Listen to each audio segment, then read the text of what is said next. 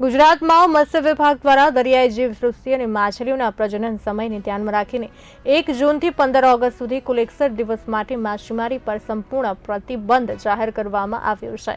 આ સમયગાળા દરમિયાન યાંત્રિક બોટો, ટ્રોલર અને અન્ય માછીમારી જહાજોને દરિયામાં જવા પર મનાઈ રહેશે। સરકારના નિર્ણયનો ઉદ્દેશ્ય દરિયાઈ સંપત્તિનું સંરક્ષણ અને માછલીઓના વંશવેલાને વધારવાનો છે। આ નિયમ ભંગ કરનાર સામે કડક કાર્યવાહી તેમજ બોટ જપ્ત કરવાની ચેતવણી આપવામાં આવી છે। हमारी गवर्नमेंट ने છે અમારું એક 76 દિવસનો જે પરિપત્ર ગવર્મેન્ટે બહાર પાડ્યો છે એનો અમે કડક અમલ કરશું।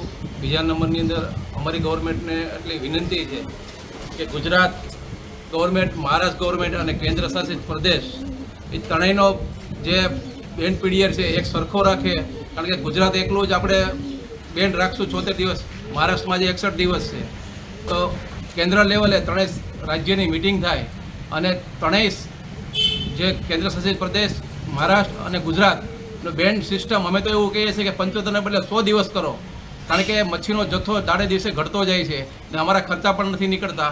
એટલે ગવર્મેન્ટને અમારી ખાસ વિનંતી છે ગુજરાત, મહારાષ્ટ્ર અને કેન્દ્ર શાસિત પ્રદેશ સાથે 3 રાજ્યની બેઠક કરી અને બેન્ડ પીરિયડ વધારો અને ત્રણેય રાજ્યના બેન્ડ પીરિયડ એક સાથે રાખો એવી અમારી ગુજરાત ગવર્મેન્ટને વિનંતી છે।